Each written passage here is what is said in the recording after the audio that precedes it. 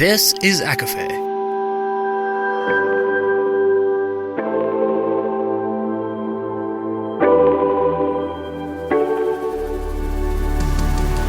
Laura Marie and Jessica Marie proudly present a collection of fandoms and exploration, a podcast. Fair warning, everything the hosts say is explicit, full of spoilers and adult content, and shall not be used against them. They have opinions. Let's try not to drag anyone for expressing themselves and just have fun for an hour. We all deserve it. This episode contains spoilers from the book 1984 by George Orwell with mentions of V for Vendetta, Mockingjay, Chernobyl, and Idiocracy. For full list, please see show notes.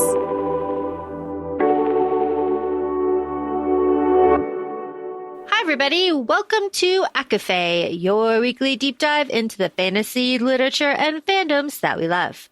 I'm Laura Marie. And I'm Jessica Marie. And today we are discussing 1984 by George Orwell. And I think this is a good book. How can we say that we kind of put this on our radar? On top of the fact that we love to explore conversations and we are also exploring some of the classics lately, we are also loosely, in a way, celebrating my father figure's birthday, the day of this release. He passed away 5 years ago, and I thought, how can we celebrate him? And we were kind of diametrically opposed to a lot of views. So I joked with Laura, what's something that he would absolutely hate? And so I came up with some suggestions, and this was one of them. And presenting it to Laura Marie, I was like, you have context. You've read this. I have not. Now, before everybody comes for me and be like, how are you at your grand age, never reading a classic like 1984? If you've listened to our first episode back in December 2020, it was not part of my required reading. I understand a lot of people are exposed to this, especially in their entry-level literature classes in high school. I had tested out of those ones. So I think there was just this assumption that my teachers thought, oh, she's advanced. She's probably already read this. Have not. And I'm kind of glad in hindsight that I didn't till now. I think I really would have been dismissive. I think that I probably would have just kind of categorized it as like, oh, this is a boy book. Probably would not have been interested. And I would not have taken as much out of it, this read, as I would have or I would not have taken out of it as much then as I do now, which had me fired up with Laura receiving a lot of my live reactions. But this is really we're reading it after covering V for Vendetta. We've already had our Mockingjay Part 1 episode, and it feels just like we're really going into the vein of these dystopian versions of media are not feeling dystopian anymore. But before we get into that, Laura, you've had a lot of, you've read this a few times. You've read this at different stages in your life. What has that been like where you also saw that? What was your experience the first time? When did you start seeing the transition that this was no longer dystopian? Ooh, great question. Okay, so I think if you go back and listen to our 2020 December episode, our kickoff episode, you know that Jess and I also had very different educational experiences. So all of my schooling was done in a situation that was very small. So one class per grade, maybe 2 classes per grade, never 3 classes per grade. I had 100 kids, per grade, freshman, 100 kids, sophomore year, 100 kids, or 400 kids in my high school. It's just small, right? So it was very difficult to fail, honestly. But it was also, it's one of those things where you gotta try, because everybody's on your ass because it's small, 12 kids, 18 kids to a class. This is back in the day, right? My teachers were on our asses about stuff. Skipping was not something Skipping did not happen. Everybody was like breathing down your neck. Everybody it was kind of like this, honestly, but like not. And it was always like that.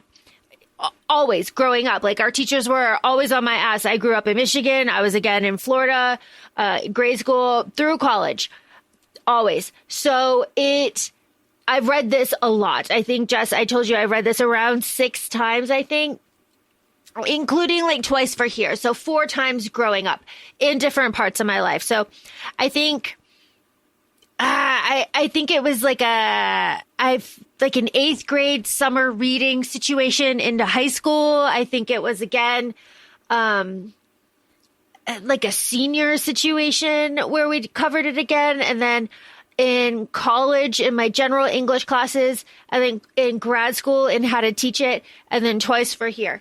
So I've had it like a lot. And honestly, I paid attention a lot when I had to learn how to teach it because, like, you know, that's for a grade and stuff, but a really important grade. But the other times where it was basically just like a book report and like vibes and like how you feel and everything, my feeling on this has always been this like pit of dread of like, this is too close.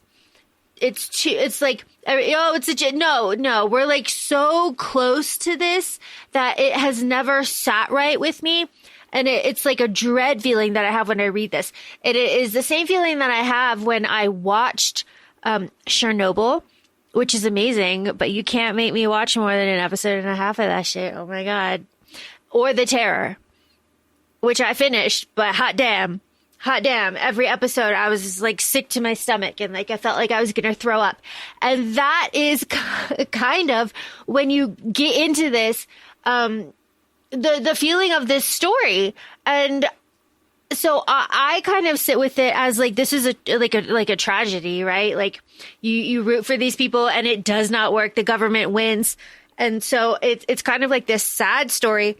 But Jess, you are fired up and I am so much more interested in like your first time reading this, like your feelings, your thoughts, like how this applies. Like we're fresh off V for Vendetta, like the hands, the brain, you know, like all of this.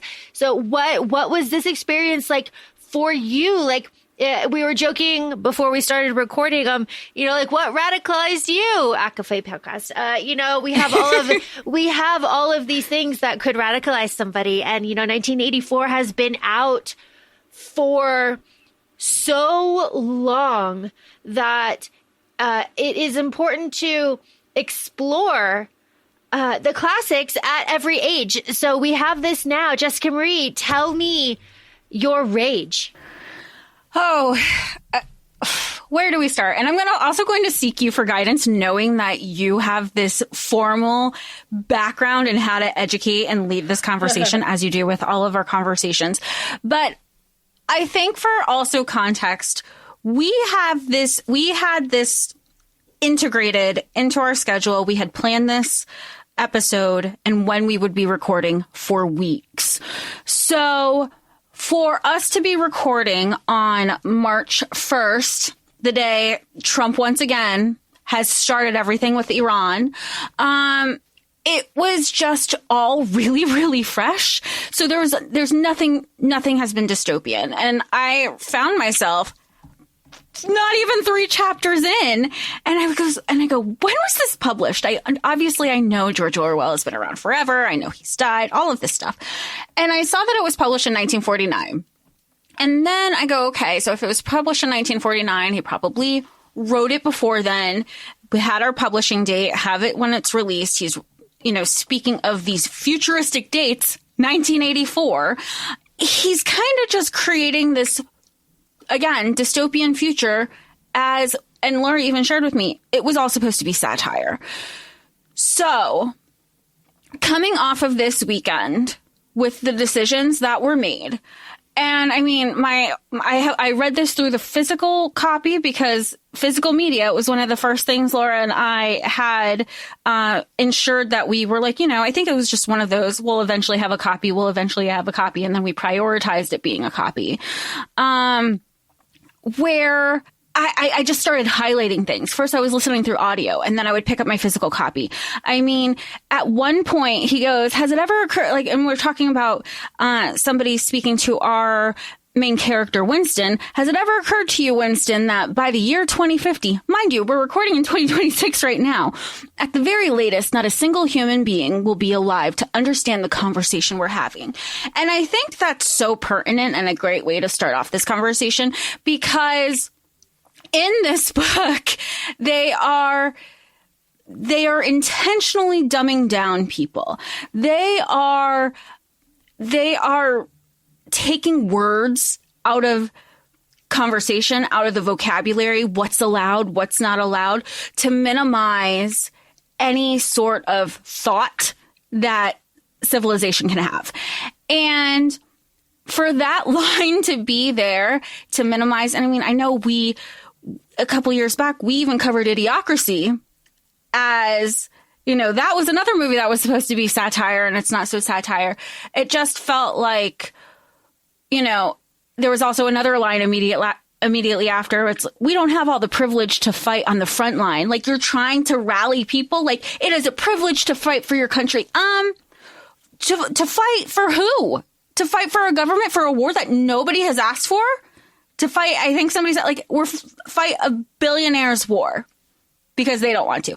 I don't know. Politics are heavy right out the gate. And I think it was just, every time I came across the line, I'm like, this is happening now. This is not some theoretical conversation. So what is happening? So it is a bright and cold day in April, and the clock has just struck 13. And it is immediately scene is set. Okay. It's in London. Airfield 1. Oof. There is a perpetual war happening between three parties: Eurasia, East Asia, and Oceania. And oh boy, does it change. Winston, our guy, part of the outer party, right? He is not part of the proletarians. He's part of the outer party. He works for the government in the Ministry of Truth, which is, of course, the Ministry of Lies. We are introduced to doublespeak. And Winston's job is to rewrite history so that the government, the governing party, Big Brother, when proclamations are made, speeches are made, things are said, everything happens the way that he said it is. So when he say a battle's going to go this way and victory's going to happen, if that doesn't happen, Winston's job is to go back and fix it so that what happened reflects what he said. And so there is this theme of memory is the only place where truth lives, right? They can't get inside of us. They can't get inside of us. And that, of course, is the tragedy at the end when they do. So it's an incredible story. One of what you think is going to be rebellion and hope, but one ends up to be just sadness, tragedy, and conformity. But also it is a study in what the government can and will do, and how history is lost. Is completely lost, because there is a section of the book where Winston wanders into the pole area, and he talks to a man who remembers what it was like, what life was like before this situation. And the man is able to recall like certain things, but he can't say if life was better before or after, because life now is full of such tragedy that it's just colored every memory, every part. So it is such a complex book where I have to agree with you wholeheartedly, Jessica Marie. The first time I read this was a boy book. This was a boy book. I like, why?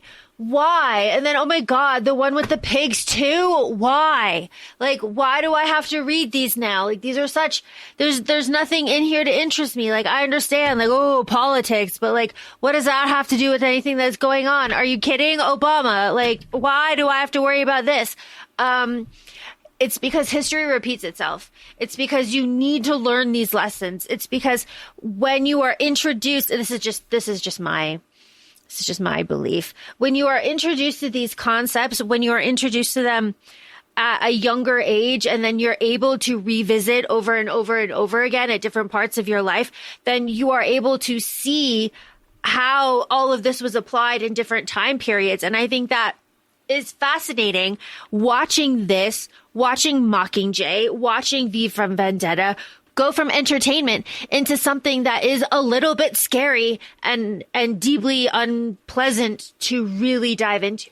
No, and I know that's, I know we've said this before, but when we started the podcast, that was something that was part of our initial conversations. Let's go ahead and revisit these things that we read as a kid. Let's see if we have a different point of view. It's the same also thing when you think of The Little Mermaid and you're like, oh, that's when you kind of grew up a little bit when King Triton, we start siding with King Triton. You're like, no, you are 16 years old. You are still a child. What are you doing? I did not emancipate you. This is not how it goes.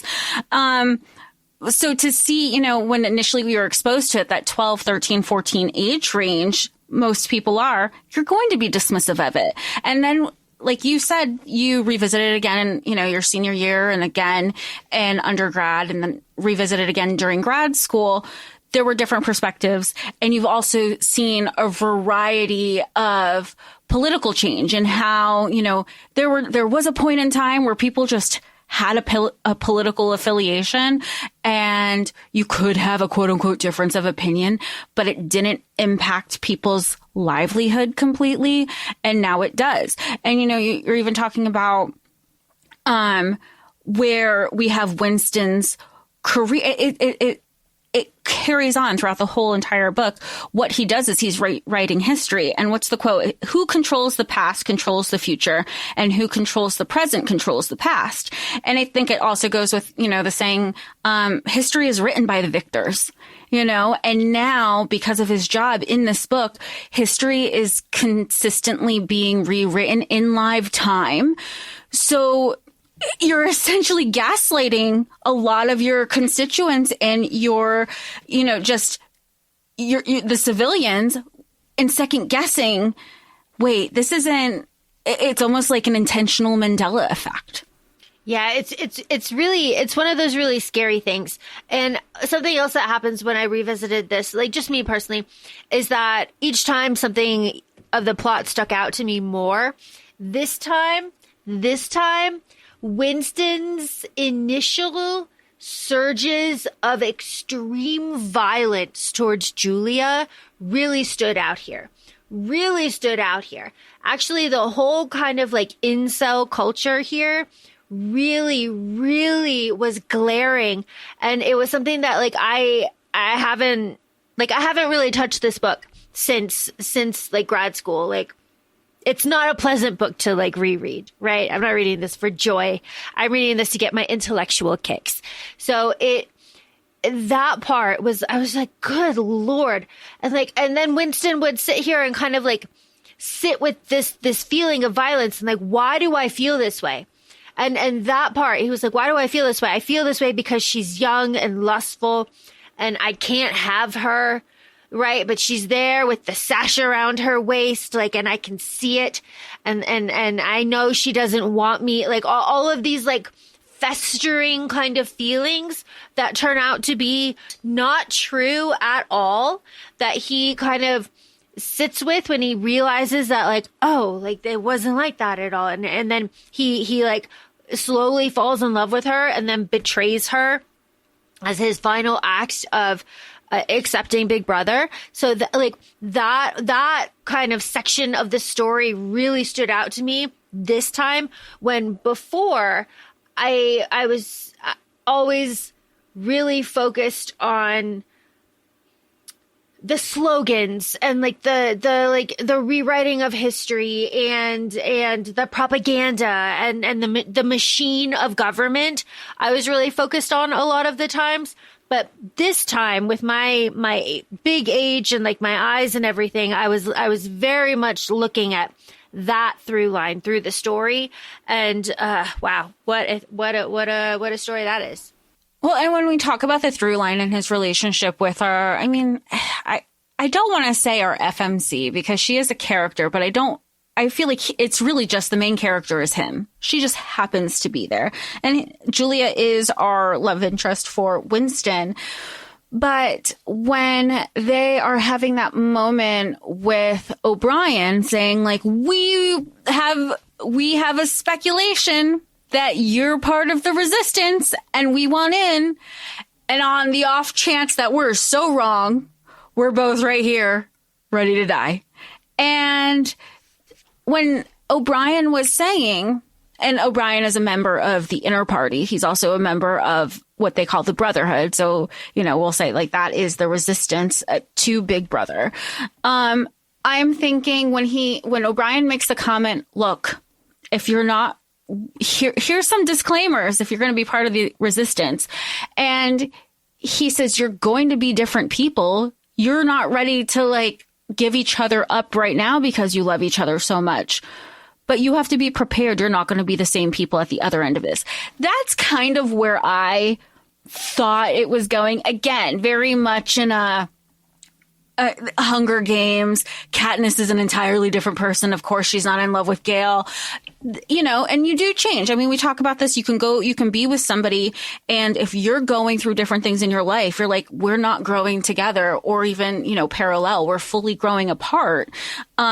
That's kind of the vein that I'm going. Like, I'm thinking that this is going to go. That being said, by no means did I think that this was going to be a love story at all. I just thought that I think at the end, I always thought that they were just not going to be together. But foolish me, I also thought we were going to rise against the resistance. They tried. They did. They tried. They gave it their best shot. And that, I think that is also something to understand within the confines of this world.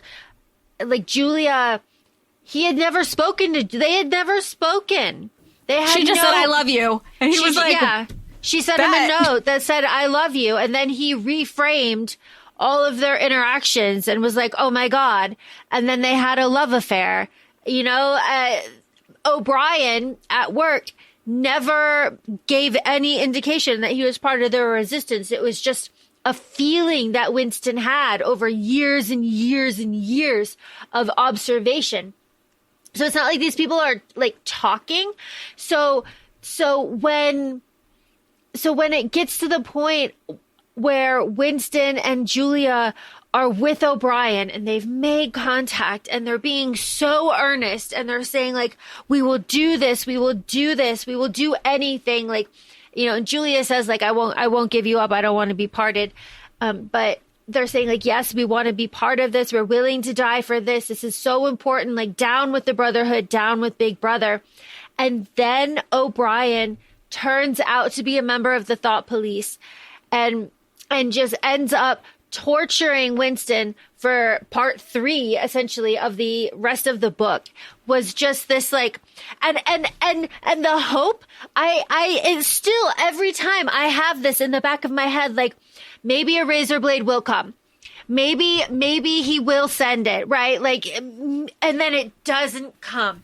I definitely was thinking like O'Brien is he's just playing the Thought Police. He's not, that's just like his cover to cover the fact that he's in the Brotherhood. At no point did I actually think that he was like fully a turncoat. Yeah, fully. He's just like a spy, right? right. He's bait. Like it was the other way around. Yeah, he's like the lightning rod. Like he's the rumor. Like, right? Like, and everybody comes to him. That's why he says to his butler, like, watch these people. You're going to see these people again. Watch them. I might not see them again, but you'll see them again. It's like, it is so disheartening because, government wins. Big Brother wins. And Jess, I am interested in your... So when you were reading this and you were like, Big Brother, you're like, that's a TV show. I grew up watching that. Gross. I mean, I knew what the TV show was. I knew that it's just, I know the concept. You're being monitored all the time, 24/7. There was also a movie called Eagle Eye with Shia LaBeouf that I was more familiar with. I haven't really watched a ton of reality shows, but again, I knew the concept of being watched all the time. I mean, I watched Real World and different variations and Road Rules and all of those shows. But I knew when, and I guess I understood the reference of Big Brother's always watching. I always assumed that that was meant the government without reading this book. So understanding that, I was like, oh, it was literally pulled directly from this, is interesting. And I think also growing up, there was no point that I also didn't think that. Not that I was into conspiracy theories, but I think I thought I was just, I mean, I'm still a very anxious person, so I always think people are watching. So that whole concept of you're always being monitored, you're always being watched, the government is always, you're also like, you should be worried, but also weird to think people don't think that. You think you're not being watched? I mean, I think about it in the airport when people are like, oh, do you want your facial recognition? There is not a doubt in my mind, even if you say, no, I don't approve of this, that it's not already happening. Yeah, any public space, they've got you. It is terrifying, though, that this, we're in the 40s. This was in the 40s. Yeah, this was the 40s. I think there was a lot of times that I'd have to stop and remind myself that he wrote this in the 40s. Yeah. Yeah, he wrote this in the 40s. This is like immediately after World War II. This is, I mean, fresh. And it's just such a, that this is where his mind was already going. And I mean, and why wouldn't he? Because this is also a time where there wasn't technology. We are fresh off of World War II. We already saw how many people were found. I mean, even in this book, there were times that people just ceased to exist. Whether they were in a camp or something else, they just, one day they existed, another day they didn't. And because history was kept like quote unquote live time, the erasure of people was so prevalent and so quick. It's happening now in 2026. I know we talked about that. I mean, you have people discussing the Twilight tours that happened in Canada with Indigenous communities, and it's also kind of happening in Minnesota, whether people are openly talking about that or not. Feel free to do your research. It's terrifying. It's terrifying. And then there was a point where, I know we talked about this in our Handmaid's Tale episode, and I note it here because they were, Winston's talking about his first wife, the first person he was legally obligated by the government to have a marriage with, so they can not even consummate, so they can procreate. His wife didn't like to have sex. She didn't want to, but she would always say, this is our duty to the party. This is our duty to the government to procreate, which is very much a messaging that's happening here in 2026 in the United States and certain parts of the country. And that's also terrifying. But to go back to the reference of The Handmaid's Tale, we were talking about the timeline and how quick that all happened, the timeline that we were working with, to the point where June was like a year and a half in, and you're so, I don't want to say deluded, but you're so controlled, you're so oppressed, you are kind of in a foggy state of mind that she couldn't even believe how quick she started to forget certain things. And that's what this also reminded me of how quick things were happening, which also aligns with the erasure of people. If you don't remember that person, they're going to be written out of history. And yes, we were talking about, your memory is going to be the strongest thing that you have.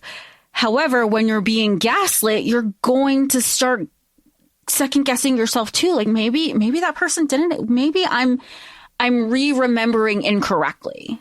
And it's not just like enemies of the state. It's just people that are too clever, because Winston has a friend that is working with Newspeak for the 11th edition dictionary. And he is the one that is having the conversation with Winston, saying that like by 2050, no one's going to understand this conversation. That is because they are removing all unnecessary words. And, instead of like, don't speak, unspeak, just putting things together so that unnecessary words are completely cut so you can get directly to the point, so there is no way to misunderstand anything. But it is this short, abbreviated, like kind of way of speaking that is only typed.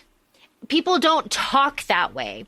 They incorporate some newspeak words, but they don't all speak that way yet. So that conversation that he's having is like, eventually all these words are going to be gone. No one's going to understand anything that we say. But that won't be true if that were to happen. That won't be true because all these people won't remember it will have always been this way, because history is always like rewriting itself. But that person, Winston says, like, they're gonna get this guy. They're gonna get this guy. This guy's too clever. Like he's gonna be fucking gone one day, and he is. He's gone one day, and Winston checks, and they're like, who, giving him the eye. He's like, oh, nobody, dude. Fuck. All right. Okay. And that kind of festers in Winston. I mean, poor Winston. He's 39. He's got this ulcer in his ankle. Like, and speaking of Winston, I also think it's really important to highlight the use of gin here. There is free gin given out. And if it's not free, it's very, very cheap. To the populace, not to the polls. They have something else, but to the outer circle, the outer party. And they are constantly just plied with gin. And then they live and are constantly surrounded by the expectation of constant activity. So after work, they go home, they change, they go to the rec center. They're at the rec center till 11 at night. They come home, they bathe, they go to bed. And, their screens have people monitoring them. And if you think that's the other part too, if you think they're not, watching, if you think maybe you'll slack off like Winston does when he's exercising, the coach zooms and like focuses in on you and calls you by name. And you're like, oh, fuck, they are watching. It is just this life that Winston has, and these little acts of rebellion that kind of like kick off this like exploration of his relationship with Julia is that he finds this little shop and he buys a diary and he starts writing down all of his private thoughts. And he says, like, I'm writing this to O'Brien. This is a memoir to O'Brien so that something will remain of me, something of my thoughts, like, these stories I have.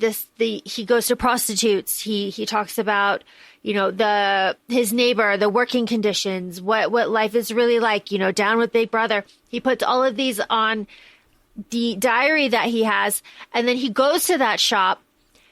That man is a member of the thought police. So Winston, and that's the tragedy of it too. Winston has been watched this whole time. They gave him enough rope, right? That's the expression. They gave him enough rope to hang himself because they watched him do all of this. They knew he was going. They knew he bought the diary.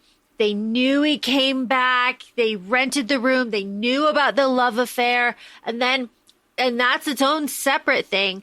And then the O'Brien stuff on top of it is just like this double whammy of deceit and treason that the government cannot and will not stand for, because they say that's the other part too, which I think is just so important. We're talking about like the inners and the outers of the government, but the Poles, the proletariat, the proles are 85% of the population. 85%. All they have to do is organize and rise up, but they are kept in such conditions and such ignorance that they cannot just, what is our slogan, our 3-part slogan here? Oh, we have war is peace, slavery is freedom, and I keep forgetting the last one. It's the most important one. It is war is peace, freedom is slavery, and ignorance is strength. And I know we get frustrated. I know we referenced idiocracy. There's an expression many of us, if you're probably listening, know is ignorance is bliss. And you never know what that means when you're growing up. You've just heard the expression. And it's when you get older, when you're more educated, when you educate yourself with actual facts and not, just kind of going by the by, that you get angry, but they don't want their people to, you have the people who are educated who get angry, but they don't, ignorance is strength because it's strength for the government. It's strength to have their people quiet, drunk with gin, and not educated to question anything. And it's the same thing where you have people who are like, oh, well, I'm not really political. Well, why not? Why are you now you're choosing to be uneducated and you're choosing to be ignorant. And I'm not saying, I understand, not everybody has access to the same education, but we are, a lot of people have access to the internet. And Laura and I come from a generation where we had to have multiple sources. We could not use a Google. We could not use a Wikipedia. We had to go directly to the journals. We had to do all of the things, because we were learning that there had to be other materials that cannot, Wikipedia alone, you can go in and edit something and it happens. Anybody has access to it. So to keep your people uneducated and make them not care and just you feel, and it's also a level of defeat. I feel like when people are like, oh, why am I going to bother? Nothing is going to come from it. I might as well just kind of roll with it. But when that's the defeatist attitude. And that is what the government tries to instill in everybody because we have so much more power. I say the book. Yeah, The book, 85% of the people have more power than the rest of the government that is oppressing them if they just organize and rise up. But there is a system in place to make sure that doesn't happen. And part of that system that I think is incredibly terrifying is the spies. Jessica Marie, how did you feel about the children and how the children are raised in this society? Did that stick out to you here? I don't think honestly, I don't even think I processed the children being spies. I was processing the children when O'Brien was having the talks of you need to be ready to kill the children. You have to be ready to throw acid in their face. Are you willing to do all these things? Then there was also one of the quotes that I had shared with you. No, I hadn't shared with you, but I had highlighted where they're talking about kind of the multi-generational impact that the government is doing is that they they groom the parents a certain way. And then with the parents acting that way, the government is very much puppeteers. So therefore the children of those parents will be puppeteered to combat the parents. So you have this back and forth. But really the government is orchestrating the clashing between the generations. So it's just constant war and disagreement and hatred, where there is no resolution because they're fighting amongst themselves. They're fighting amongst themselves, and the children end up turning in the parents. And that okay. Sorry. Yeah. I didn't even process them as spies in that way. I was just they're very much fuck it, then you go.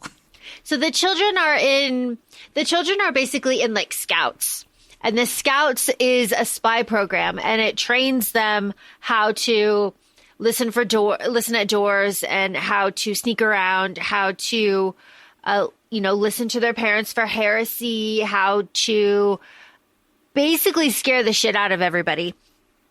So the children that live in Winston's building and the sports guy that is in his building and his wife, those children end up turning in those parents. And Winston clocks that from the very beginning, from the moment that he's leaving and the little boy shoots him in the back of the neck with a little dart and says he's a traitor, he's a thought traitor.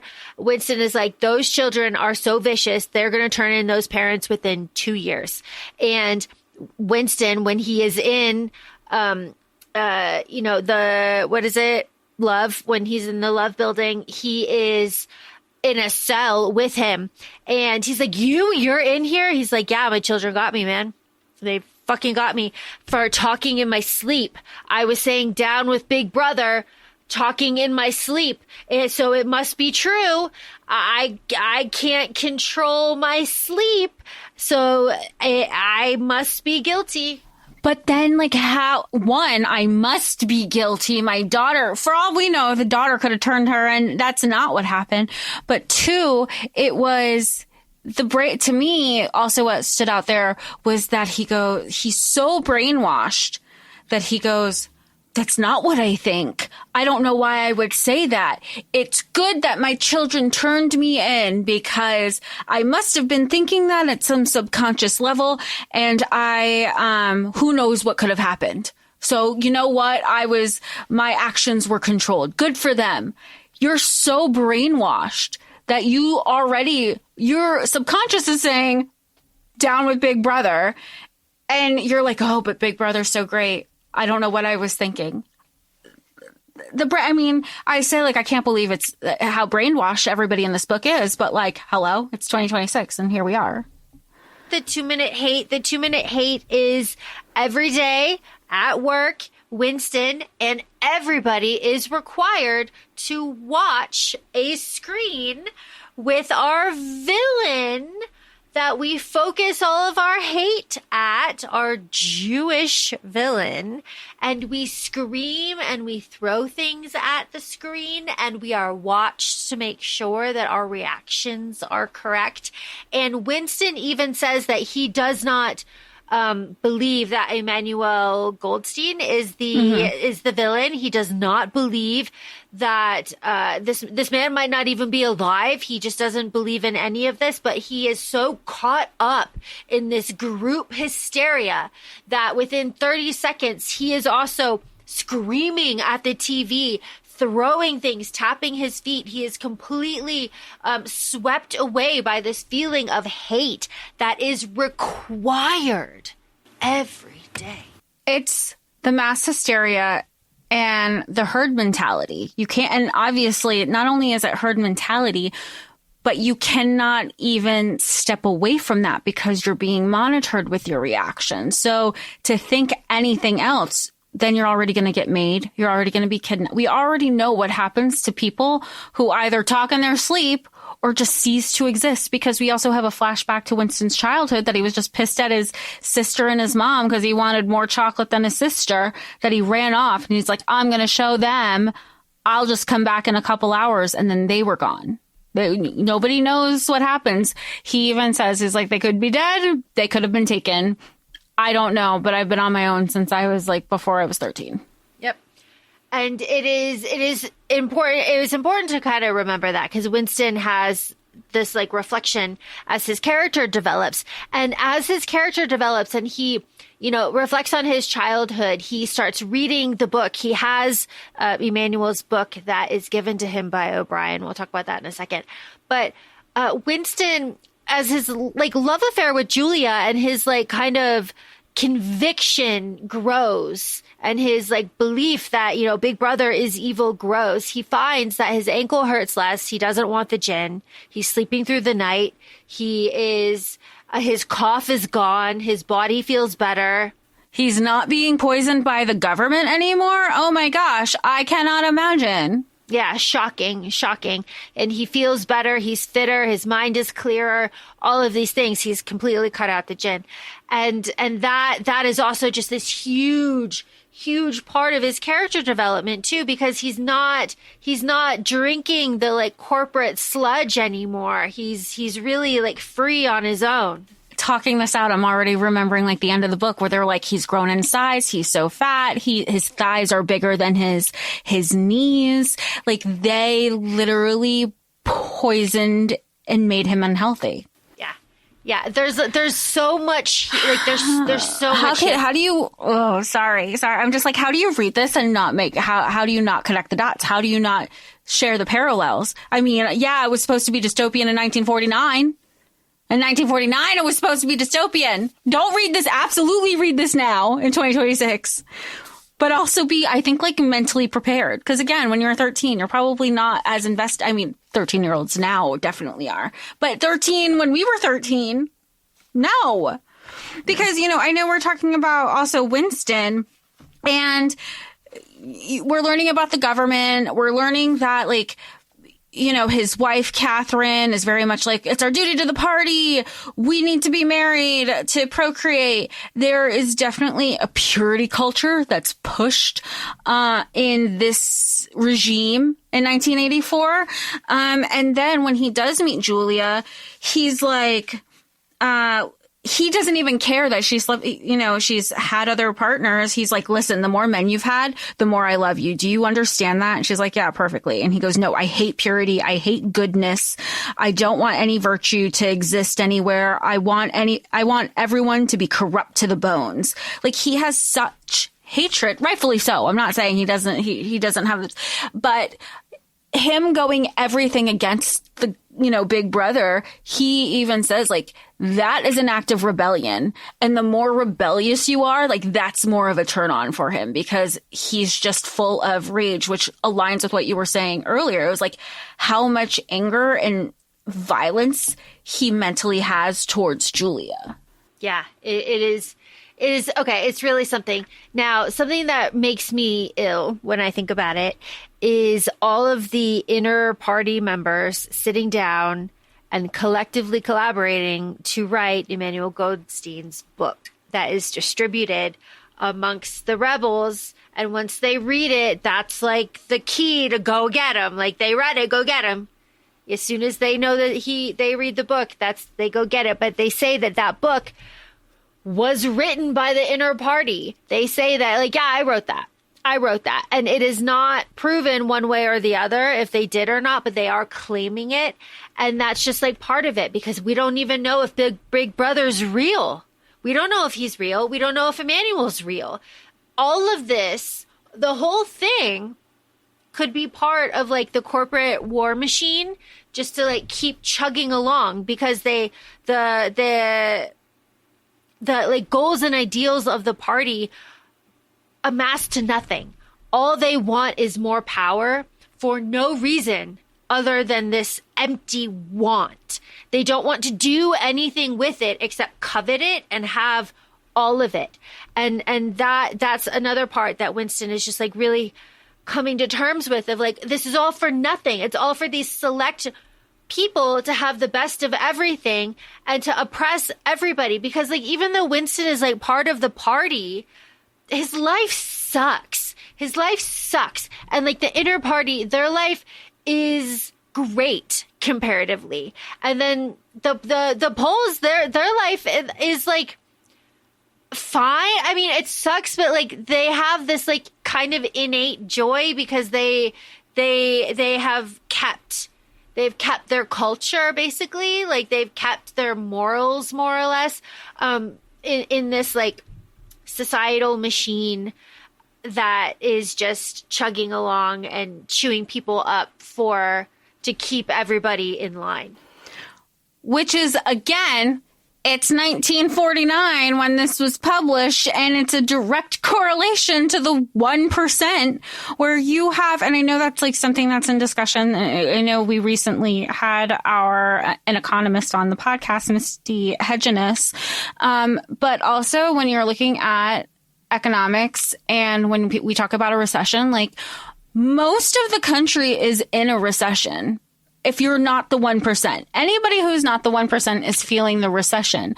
The only reason statistically and on page it does not look like we're in a recession is because you have the 1% who is controlling a majority of the economy. So their purchases are making it look like, hey, yeah, we're doing great. Yeah, they're doing great. If you look at the actual masses, which also reflects into the 85% that we're talking about in 1984, they're the ones who are suffering. But you're like, what the fuck am I going to do? Even with the, I'm going to rise up. We're going to have a revolution, which Winston and Julia very much tried to be a part of. They turn against each other. And here's the thing. It was one of those things that they kind of knew going into it, that we understand that this is kind of like this is a war on the government. We are people. We are the resistance. We understand that whatever comes out in a confessional, it's all under duress. And I can't hold you accountable for that because who knows what you're going to be exposed to. And that the thing with Julia and Winston too is like, they can't make me not love you. They can't get inside. They can't get inside of my head. They can't take away my love for you. They can't make me betray you. Like you said, Jess, it's all under duress, which makes the part 3 of this book so disheartening because they're taken. They're reading the book by Emmanuel Goldstein. They get taken while they're reading it. They're nude.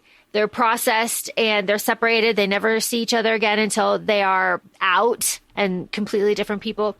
And Winston is personally tortured by O'Brien over the course of months. We don't know how long, but it seems to be months. And towards the very end,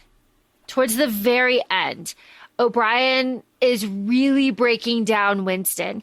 And Winston gets to the point because he's berating him with like 2 + 2 is 4, 2 + 2 is 5. He's like, how? It's like logic, all of this stuff. And Winston eventually goes like, I don't know. I don't know what 2 + 2 is. What do you want me to say? He goes, I want you to tell me what you believe. You need to believe it. And it's just this wearing down and this conditioning where eventually, under the threat of your worst fear, which is for Winston, rats, Winston gives up Julia. And in that final moment, the government wins because the government has gotten into Winston and has turned his love for Julia against itself. And he gives up Julia to take on this rat torture instead of him. And that is what O'Brien wanted all along. And that is the final stage of Winston's rehabilitation. It's horrifying. Yeah. And now, talking at that part out too, thinking back to the part where they sought O'Brien out as this resource. And he was like, he being O'Brien was saying, put everything out on the table. We need to know what your limitations are. And to know, it was just knowing where the point of what your buttons are to push emotionally. Cause it's a form of emotional terrorism. It is. And for that to happen, cause she was like, I don't know. I cannot.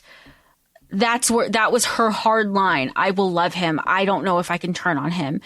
And then Winston was like, let me think about it for a second, which respect. And then he was ultimately, he said he didn't even know what his answer was going to be.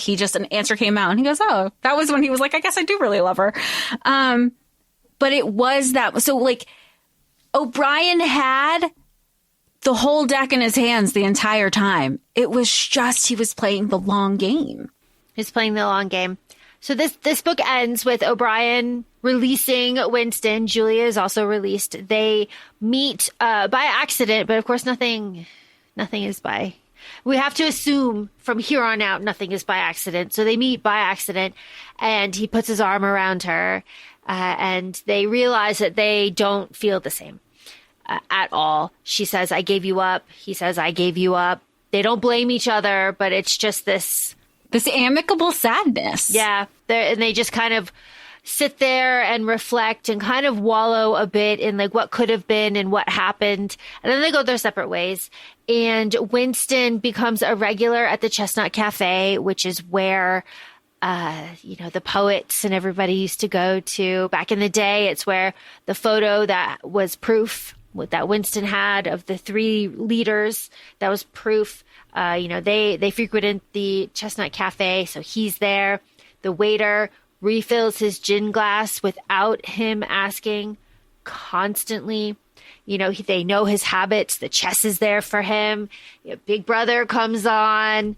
Winston is fully locked into the war. He feels anxious about his safety. He wants the safety of Big Brother. And he realizes that he does now love and accept Big Brother. And he fully assimilates into the machine. If you say, Laura Marie, that sounds a lot like The Matrix. It does, doesn't it? It does. It does, doesn't it? Watch that with new eyes. Now we're going to have to watch that one. Talk about that one. It's, the parallel. It is wonderful to explore these classics and to be able to see the reflections of them in media throughout time. It is fantastic.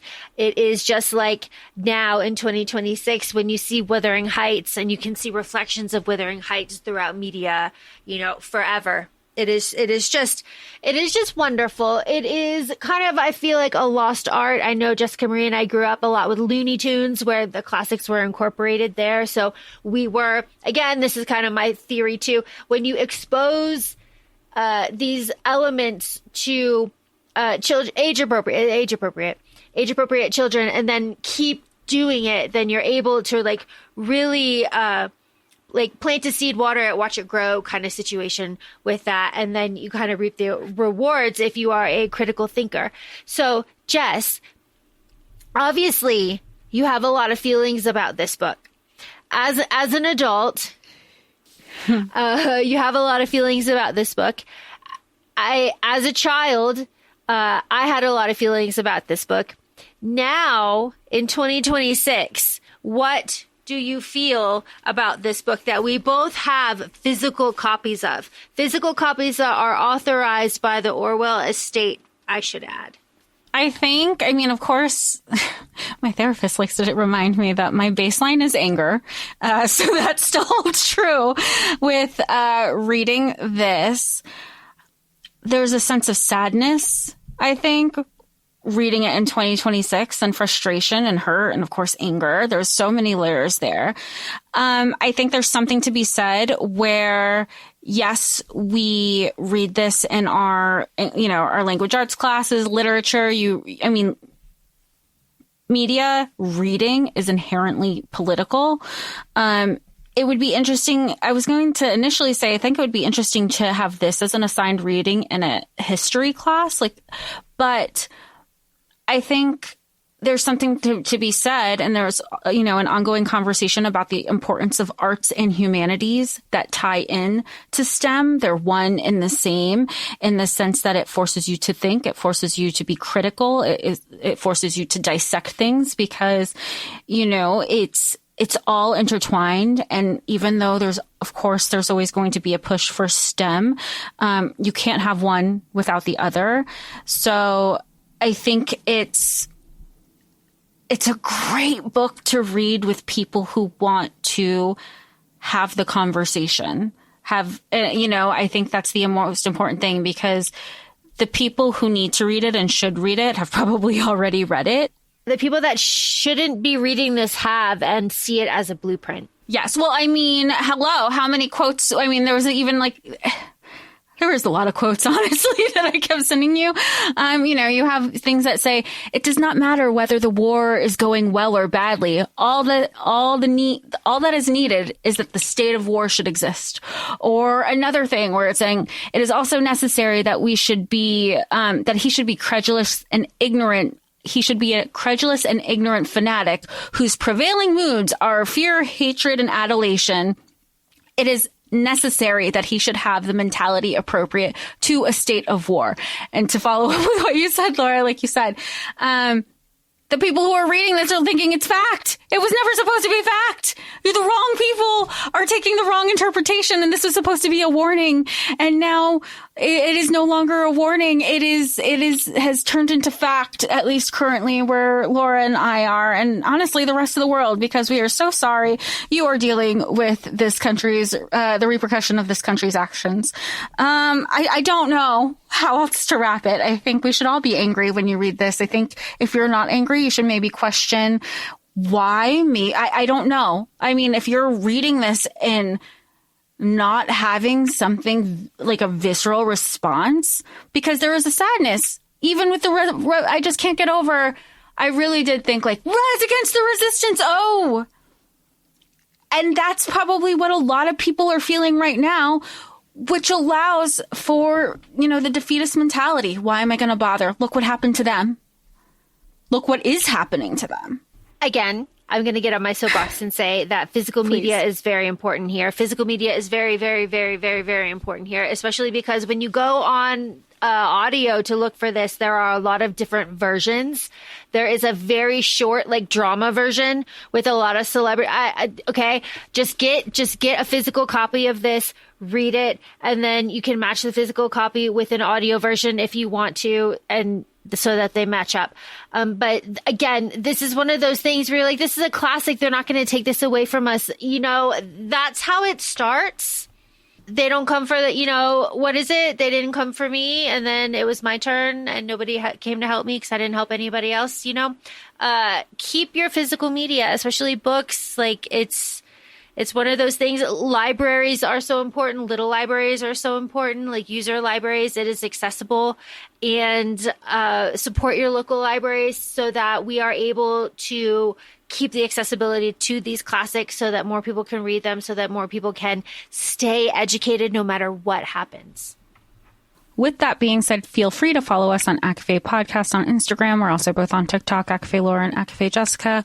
We're also on YouTube. Feel free to rate us 5 stars on whichever platforms you are listening to us.